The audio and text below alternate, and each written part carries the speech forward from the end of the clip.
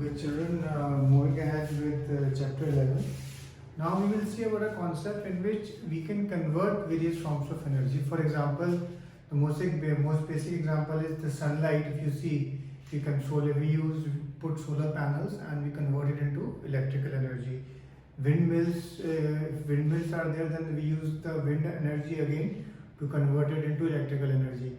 If you have seen dams, we use the energy of the water and again use it to run turbines, and again we generate electricity. When you are bicycling, okay, you are converting basically your muscle energy to move the bicycle, to move the ball bearings. So different transformations of energy is there, but there is one more law which governs this whole thing, which is known as law of conservation of energy. Basically, what does this law say? The energy can be converted from one form to another, but the total net energy remains the same. Whenever energy gets transformed, the total energy remains unchanged. This is law of conservation of energy. According to this law, energy can only be converted from one form to another. It can neither be created nor be destroyed. The total energy before and after the transformation remains the same. The law of conservation of energy is valid in all situations and for all kinds of transformation. For our purposes, we are limiting this scope in two things. कि potential energy plus kinetic energy जो एक होता है वो हम मानते हैं constant है. Potential energy से mgh and kinetic energy half mv square. ये जो भी वैल्यू है किसी सिस्टम के regarding if you are talking, then we say ये वैल्यू constant है. Then he talks about an example. Consider an example. Let an object of mass m be made to fall freely from a height h. At the start, the potential energy is mgh and the kinetic energy is 0. Suppose कोई stone है और कोई height पे है वो, ठीक है.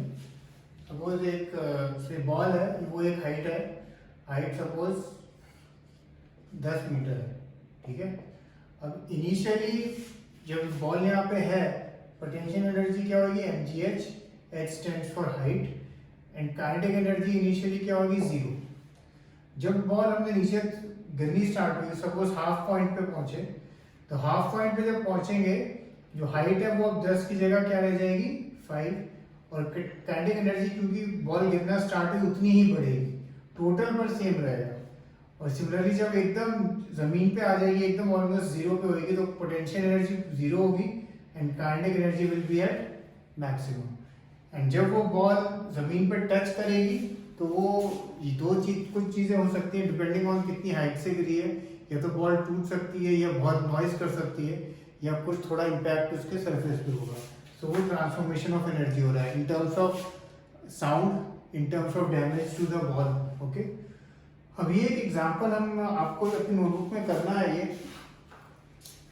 Page 155 पे है. ये बेसिकली ये जो हमने ट्रांसफॉर्मेशन की बात करी, now we will see it in practical terms कि वो कैसे होता है. सपोज कोई ऑब्जेक्ट है जिसका मास 20 kg है और हाइट 4 मीटर है. आपको ये ऐसी टेबल बनानी है, टेक्स्ट बुक में बनी हुई है. अब हम इसको फिल करेंगे, ठीक है. फिल कैसे करेंगे? जब हाइट 4 मीटर पे है तो पोटेंशियल एनर्जी का फॉर्मूला क्या है? mgh, मास 20, g हम 10 ले लेते हैं एंड हाइट 4, तो 20 इंटू 10 200, तो ये 800 जूल है, ठीक है. अच्छा, काइनेटिक एनर्जी जैसे हमने बोला इनिशियल हाइट पे वो 0 है, और ये जो है दोनों का सम वो कोई जो भी है वैल्यू वो कांस्टेंट रहेगी हमेशा, ठीक है. काइनेटिक एनर्जी हम मानते हैं इनिशियली 0 है उस हाइट पे, तो टोटल दोनों का क्या हुआ? 800, ठीक है. अच्छा, अब ये 3 मीटर पे आई, तो 3 मीटर पे आई तो ये 4 की जगह आप क्या यूज करोगे? 3, तो ये बन गया 600 जूल. अच्छा, ये लास्ट वाला कॉलम वो पहले ही भर दो क्योंकि वो 800 फिक्स है. वो 800 फिक्स है कि वो total energy of the system remains the same. अब काइनेटिक एनर्जी कितनी होगी?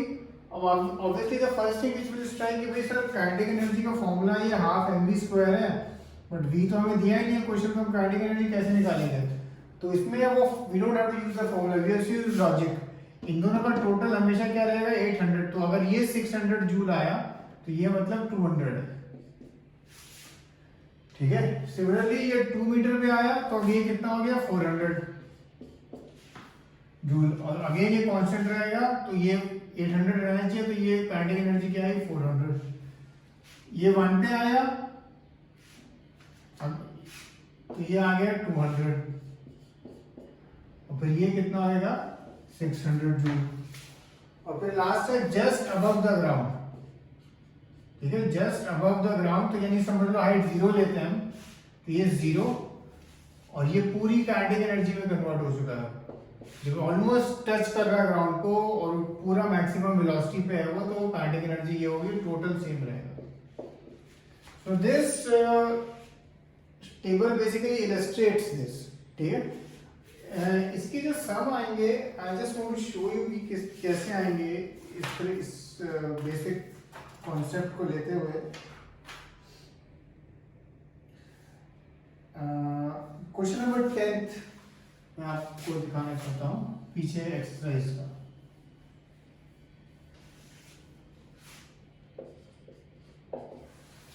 क्वेश्चन 10 है, an object of mass 40 kg is raised to a height of 5 meter above the ground. Mass 40 kg, it is raised to a height of 5 meter above the ground. What is its potential energy? Potential energy लिखा, obviously आप सीधा potential energy का formula लगा देंगे m into जी into H, और आपका answer आ जाएगा joules में। What is its potential energy? If the object was allowed to fall, find its kinetic energy when it is halfway down. ठीक है, अब अगेन बोला है कि जब हाफवे गिर गया, यानी अब हाइट कितनी हो गई 2.5, मास तो उतना ही है, ठीक है। अब ये पूछा है जब ये हाफवे फॉल कर गया, फाइंड इट्स काइनेटिक एनर्जी, तो काइनेटिक एनर्जी कितनी होगी, ये जो टोटल था ये तो सेम ही रहेगा, टोटल जो भी आया था पहले में वो सेम रहेगा। सो अगेन जब आप निकालेंगे mgh वैल्यू, और अब आप क्या लेंगे h आधी लेनी है 2.5, काइनेटिक एनर्जी आपको मालूम नहीं है तो वो क्वेश्चन मार्क रहेगा, और यहाँ पे क्या वैल्यू लिखेंगे जो आपने निकाला था, ठीक है, क्योंकि total of the system remains the same. Basically ये वहां जाएगा -4 और आपके पास आंसर आ जाएगा, क्योंकि एग्जैक्ट हाफ पॉइंट आप देखेंगे दोनों का वैल्यू सेम ही आएगा। ओके, तो इस तरह से क्वेश्चन आएंगे। फिर एक क्वेश्चन नंबर 6 भी मैं देखना चाहता हूँ। क्वेश्चन है the potential energy of a falling body decreases progressively, does this violate law of conservation of energy. अगर आप देखो ये प्रोग्रेसिवली डिक्रीज हो रही है पोटेंशियल एनर्जी, तो क्या ये law of conservation of energy के वायलेशन में है? इज इट इन वायलेशन और is it not in violation? What do we see as the potential energy is decreasing, what is increasing? Kinetic energy is increasing, so the total of the system remains the same, so therefore it does not violate law of conservation of energy. हमने question 6 discuss किया, question 10 discuss किया, और मैं एक question number 21 भी discuss करना चाहता हूँ। क्वेश्चन 21 है, a freely falling object eventually stops on reaching the ground. What happens to its kinetic energy? जैसे हमने एक पत्थर, बॉल या जो भी है, जब हमने ऊपर से थ्रो किया, नीचे आया और वो बॉल नीचे पहुंच गया, तो वो पहुंचने के बाद तो वो स्टेशनरी हो जाता है, और हम यहाँ कह रहे हैं कि भाई एनर्जी तो रहती है कि भाई total energy remains the same, तो वो एनर्जी कहाँ गई? सो एनर्जी कहाँ गई? It is transform into either sound energy और it is transform in reshaping the object. Okay, reshaping या if there is any breakage, वो जो फोर्स लगा है उसके ऊपर, सो इन दो चीजों में वो एनर्जी हैज बीन एक्सपेंडेड। इधर जब वो नीचे गिरा तो एक साउंड आई तो साउंड एनर्जी में, and second it is also transform in making any physical change to the object whether it breaks और उसका शेप बदल जाता है. सो ये दो जगह ये energy is transform. So total energy remains the same. Okay, so I'll be sending you these questions and this theory also to write. Okay, cheers.